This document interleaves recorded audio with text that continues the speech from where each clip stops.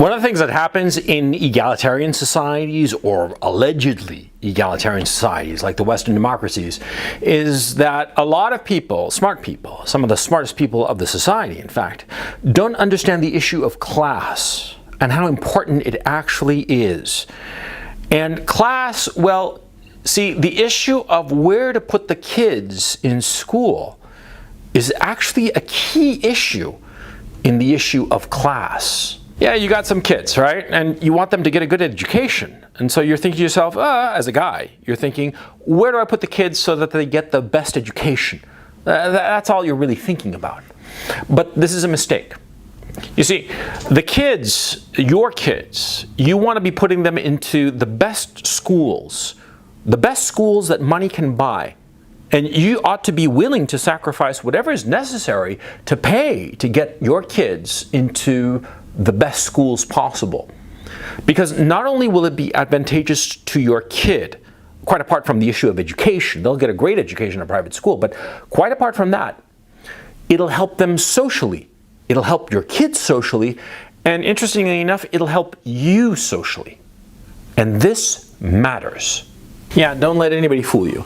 Okay, a lot of people say that class doesn't matter and whatnot. That's bullshit. That's bullshit. Class has always mattered. Human beings, well, we arrange ourselves in terms of class all the time. Even in communist societies, back during the bad old days of the USSR and the real communist China, there were different classes of people. And if you were not born into, the haute bourgeoisie or the upper classes, then you're not going to realize it or even quite understand it. But I'm telling you, it's true. And so, interestingly enough, where you put your kids is a key component of social class. It's not a determining factor, but it's a very important one. And let me explain. See, I live here in Kharkov, in Ukraine. Kharkov is the second largest city of Ukraine. It has about 1,200,000 inhabitants, something like that. And it's a shithole. I mean, it's a minor regional city on the far eastern end of Europe. It's pretty much of a shithole. Ukraine is a bit of a shithole. It's a lovely country, lovely people, but it's poor. It's got all kinds of problems. Anyway, in this city of over 1 million people, I'm sure that there are hundreds of schools, state schools, hundreds of them. Perhaps if you told me that there were 1,000, I'd say sure, probably. Not just in Kharkov, but also the surrounding provinces, whatnot. Yeah, sure, 1,000 schools, I'd believe you. But there are only 2 schools that matter. Yeah, the 2 private schools, the best schools. And there are only 2. In fact, the other day I was having a conversation with a lawyer, and he was asking me where I had the kids, and he mentioned in his question, he asked, where do you have your kids? You have them in X school? No, I said, and he immediately said, oh, you have them in Y school, and I didn't have to answer. I just nodded. See, there are only 2 schools in Kharkiv, 2 schools that matter, and they are quite expensive. Yeah, even for a small regional city like Kharkiv, the school, holy cow, it runs a lot of money. Yeah, between the fee for the school, plus the uniforms, plus the fees for different activities and class trips and crap like that, you can easily spend, $1,000, $2,000 per month per kid, okay? It'll add up real fucking fast, sure. And I'll tell you, in my own case, it added up to a lot, and I was happy to pay for it. Happy to sign the check or make the electronic transfer, but you get the idea. Yeah. I didn't have a single qualm about paying quite a hefty bit for the next academic year. Because, you see, I understand what the kids are actually getting out of this very expensive education that I'm buying for them. You see, they're moving now with the better sorts of people in the city. I mean, think about it. See, who puts their kids in the expensive schools? The people with money, of course, okay? And so automatically, an expensive private school is a barrier of entry. The people who can afford to pay for the expensive private school, Well, who are they going to tend to be? They're going to tend to be of the upper echelons of the society of that particular city or that particular area. See? Yeah, I mean, like, how many people can realistically pay, $1,000, $2,000 per month per kid? Not that many. Okay? And so the kids who go there, their parents are not merely well off, because that doesn't really, it's not enough. You have to understand the issue of money, of course. See? Because money is a way of keeping score. It's a social signifier. The people who have a lot of money, why do they have a lot of money? Because they're socially important. They're prominent in their society. See? And so the people who are prominent, they have money. And since they have money, they spend that money on the good private school for their kid. And so their kids are going to go to the expensive school, as you presumably will send your kid to the expensive private school, and they'll interact. They'll interact and they'll know one another.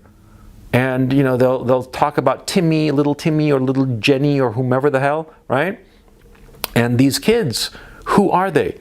They are the children of the people who are, quite frankly, in control of that society. And I got a story about this. Years ago, I don't know, 20, 30 years ago, something like that, my sister came back from school. We were living in Chile, okay? And she was at the time in the 8th grade, I want to say, and I was like 12th grade or something like that. Anyway, she came back from school, and she was going to a very expensive private school.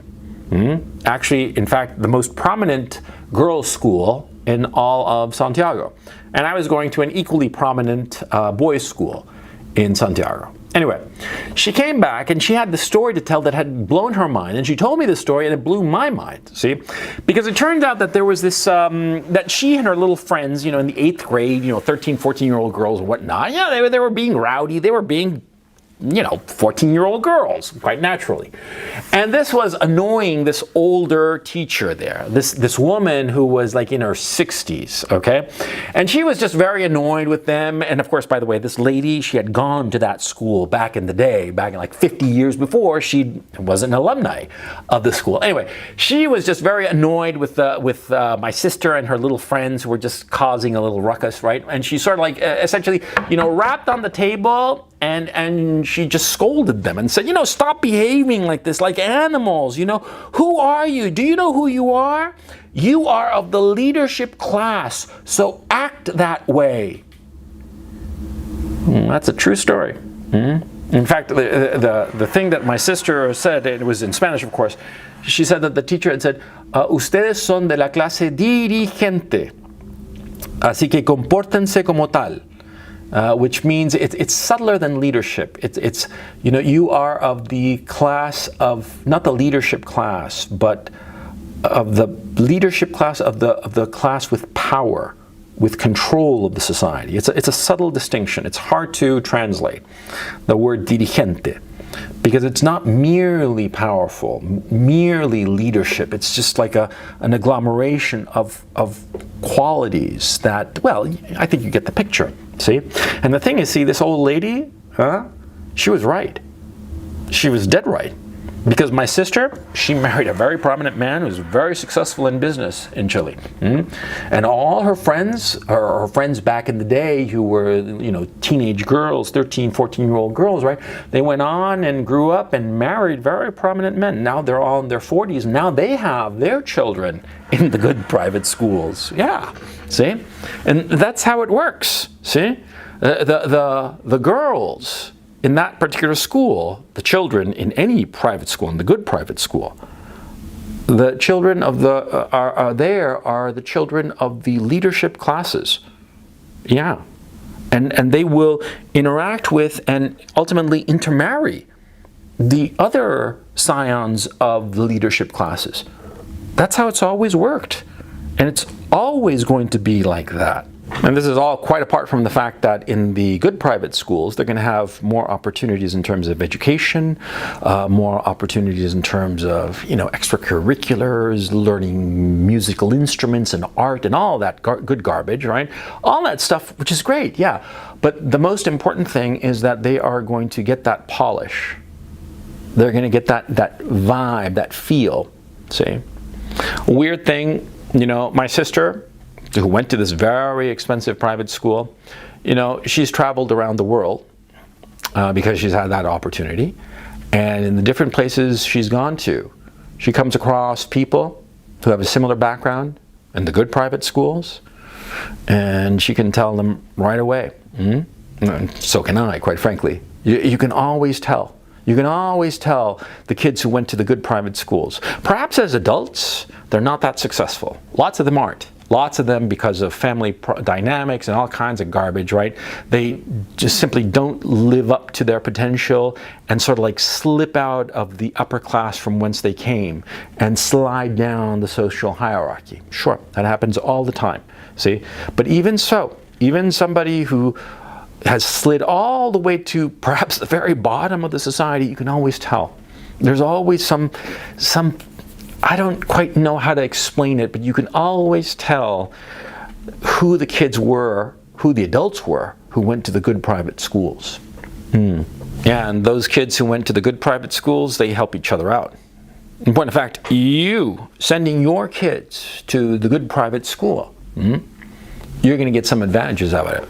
You'd be surprised. And it's very obvious, see? You're sending your kid to the good private school.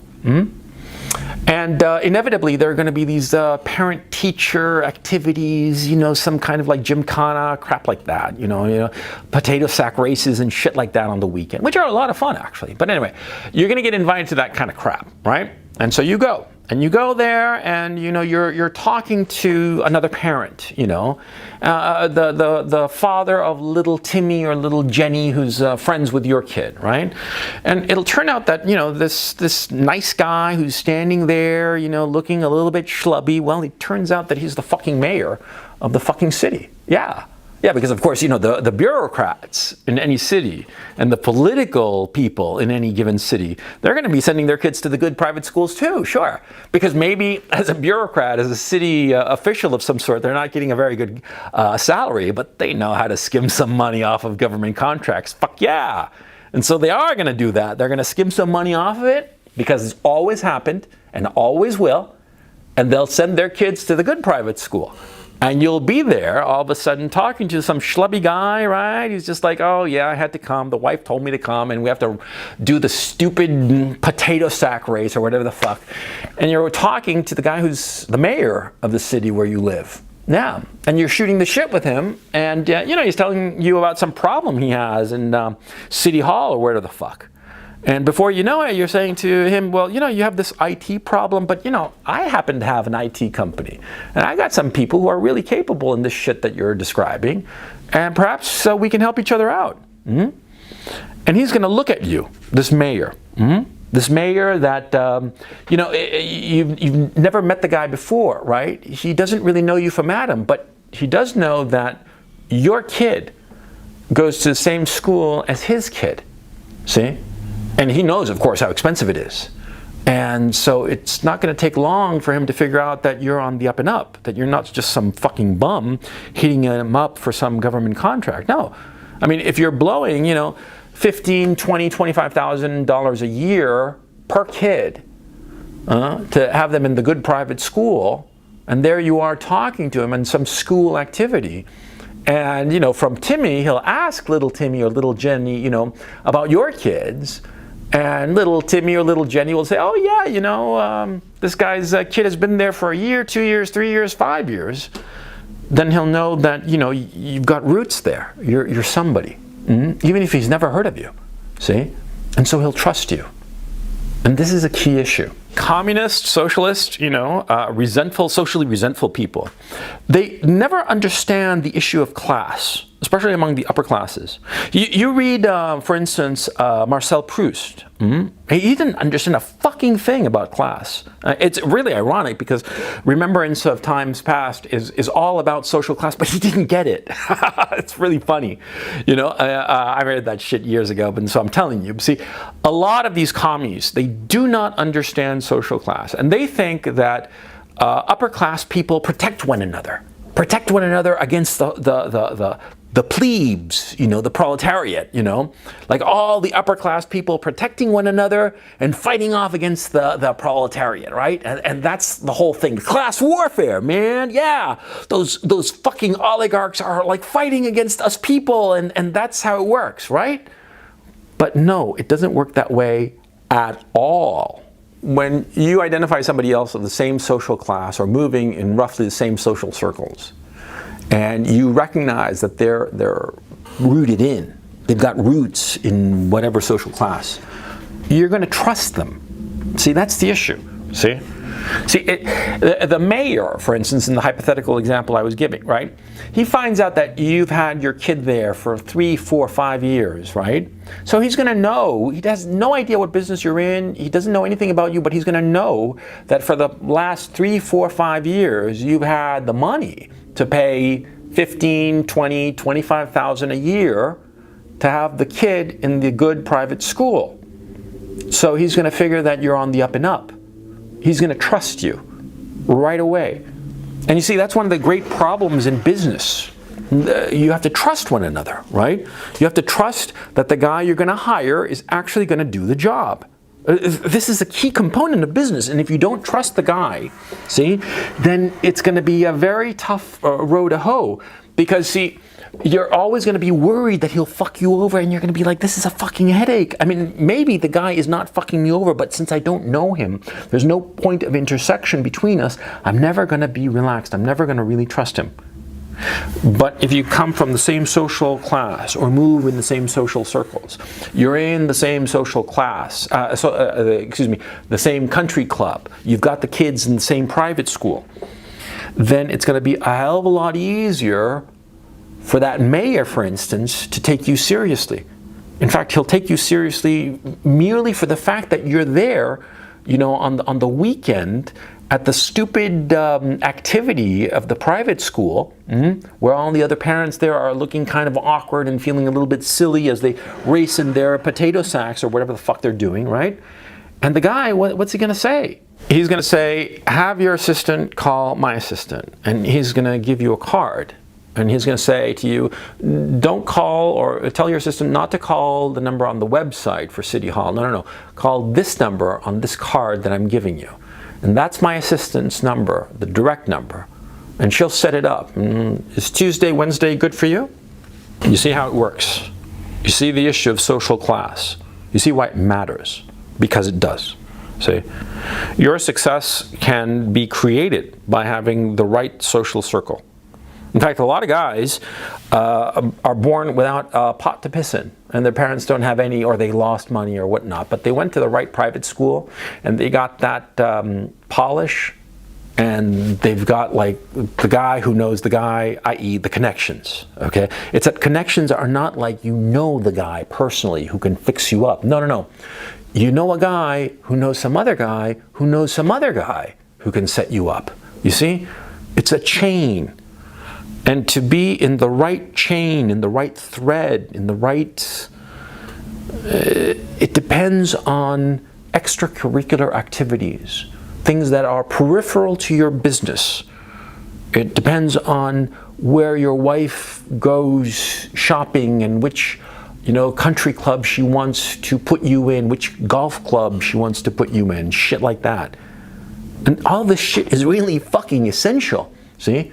For your success, you actually need to pay attention to this shit. A lot of people don't get it. A lot of guys don't get it. A lot of guys just want to be good at what they do and not have to deal with all that shit. But that's not how the world works. Simple as that, see? So I'm talking to you about the private school issue and why you should spend the money and send the kid to the good private school. But you see where I'm aiming at here. It's not just a fucking private school. See, if you want to succeed in life, you have to deal with other people. You have to interact with other people on their same social level. And that means that, when you decide to pick a wife and you start thinking to yourself, yeah, it's time for me to have a family, which I personally recommend you never even consider that before the age of 35, 40, even better. And like I say, never date a girl over the age of 25. When you make up your mind that you're going to have a family, make sure that she's 23, 24 when you start dating her, okay? And once you lock her down, and of course, there's a kid, okay? No kid, then no marriage, okay? If she says that she wants to work for a while, say, fuck you, I'm find somebody else. I want a kid right the fuck away. And better yet, knock her up before the wedding. In this day and age, nobody's gonna mind, and you lock her down with a kid. Well, you wanna make sure that the girl that you pick understands this issue, that you have to be socially plugged in, and that you have to be rubbing shoulders with the right people, going to the right dinner parties, and having the kids in the right private school. Yeah. It's going to be funny because a lot of people, a lot of Americans who watch this are going to say, oh no, that's all bullshit. You know, I went to public school. I went to just my local school. And all you're talking about is so much bullshit. Fuck you. Fuck you. See, I went to American public schools. Do you know why? Because when we were living in Westchester County, which is an upscale county in New York, just north of New York City, well, we lived in a very prominent area. Lots of mansions and big houses and shit like that. And so the school there, the public school, was one of the best in the state. And dare I say, one of the best in the country, probably. Why? Because in the United States, see, the local school, the local public school, is funded exclusively by the local property taxes, see? And so what happens quite naturally is that when you're in an area, in a suburb, with the expensive houses, you know, the expensive houses where they're paying $1,000 or maybe $2,000 a month on property taxes, a month on property taxes, right? That money goes where? To the local schools. And so those public schools, that is free, the schools where you don't have to pay a dime, but they're funded by the local property tax. And that's why they're good. Yeah? And the same dynamic applies. Everything I've talked about here applies to those so-called public schools. Those public schools, well, they're in the rich districts. See? And you see the dynamic. It's the same fucking thing. Yeah, Americans are great at pretending that class doesn't exist. Okay? It's parcel of the American psychodrama, the American mythology, that in America you can rise on your own merits. That's very true. It's very true. But in order to remain at the top, see, you got to have all this shit. And you want your kids to stay on top. Well, you got to work on all this shit. Now, and so pay attention. Yeah? When your woman tells you that you know, she wants to stick the kids into the local school, you gotta gently remind her, no, I want the kids to go to the good private school, and make the sacrifices, make them, and don't hesitate.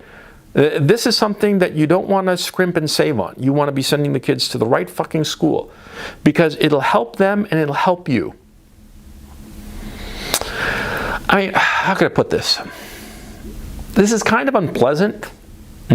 Talking about this particular issue, it's kind of like, oh, you know, it makes everybody a little bit uncomfortable. But it's the reality. It's always been the reality and always will be the reality. 1,000 years from now, people are going to be bitching and moaning that they can't get the kids into the good private school, because that's the way people are. And it helps the kids and it'll help you, and you got to work with reality. You got to work with what you got. I hope you enjoyed this video, and if you like my work, please check out my Patreon channel. Link is in the description below. I put out an extra video there that you'll find nowhere else, usually on topics that are a bit too controversial for YouTube, and that's pretty much everything that's interesting nowadays. But anyway, I also do a Sunday call-in show. It's a live broadcast, and it's a hell of a lot of fun. So please check it out. Thank you so much, and I will catch you next time.